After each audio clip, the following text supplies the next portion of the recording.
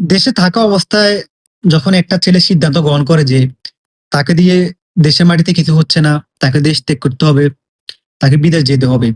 তখন সে কি করে? তার যত রিলেটিভস আছে, বন্ধু-বান্ধব বা ভাই ব্রাদার আছে দেশের বাইরে অবস্থান করে, তাদেরকে কল দেয়। কল দিয়ে তার জানতে চায় সে যে দেশের বাইরের অবস্থাটা কেমন বা আসলে কি হবে? তখন তার যে বন্ধু-বান্ধব বা ভাই ব্রাদার বিদেশে অবস্থান করে, তখন তাকে বলে যে, "কেন আসবি ভাই? বিদেশ কেন আসবি? দেশে আসত, ভালো আছোস, দেশেই থাক। মা-বাপের লগে থাক, ভালোবাসায় আছোস, বন্ধু-বান্ধবের লগে আড্ডা দি। দেশে ভালো, বিদেশ ভালো না।" বিদেশ আসছি আমরা সকালে ডিউটিতে যাই, রাতে বাসায় আসি। ১২-১৩ ঘন্টা ১৪-১৫ ঘন্টা ডিউটি করি। তারপর বাসায় এসে রান্না-বান্না করে নিজে খাই। ঠিকমতো ঘুমাতে পারি না। দেশকে খুব মিস করি। নানান সমস্যার কথা শোনাবে। তারা নানান কষ্টের কথা শোনাবে আপনাকে। অ্যাকচুয়ালি ভাই ওরা মানুষ না, এরা হচ্ছে অমানুষ। আছে, কিছু মানুষ কষ্ট অবশ্যই আছে। তার মানে এভাবে একটা মানুষ বিদেশে আসবে তাকে এভাবে অন্যদিকে ডাইভার্ট করার কোনো মানে হয় না। জাস্ট ওসব মানুষকে আপনারা এভয়েড করুন। জাস্ট ওসব মানুষকে আপনারা ছিটকে ফেলে দিন। কেন ভাই? আপনার বিদেশে আসলে কষ্ট করতে হবে। দেশে আপনাকে সুখে শান্তিতে জীবনটা পার করবেন। বিষয়বস্তুটা এমন না ভাই। আপনার বিদেশে আসলেও যে আপনাকে কষ্ট করতে হবে, দেশে থাকলেও আপনাকে পরিশ্রম করতে হবে। তো কেন আপনি বিদেশে আসবেন? কেন নয়?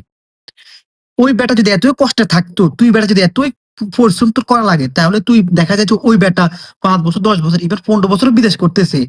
দেশে মোটামুটি গাড়ি, বাড়ি, জায়গা সম্পত্তি কিনে মোটামুটি একটা অবস্থান তৈরি করে ফেলছে। তারপরেও কেন তোর বিদেশ থাকতে হবে? বল আমাকে।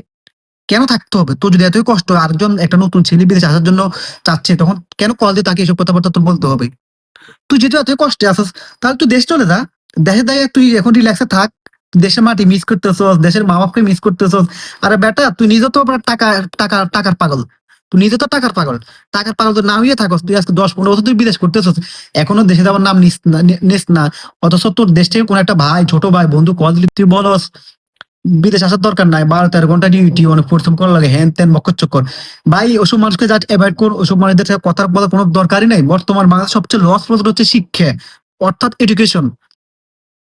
এডুকেশন কারণ আপনার যদি সঠিকভাবে জ্ঞান আহরণ করতে না পারেন, যদি সঠিকভাবে পড়াশোনা না করেন, তাহলে আপনার ওই শিক্ষার কোন ভ্যালু নেই। আর বর্তমানে বাংলাদেশের 90% ছেলেই বিদেশমুখী।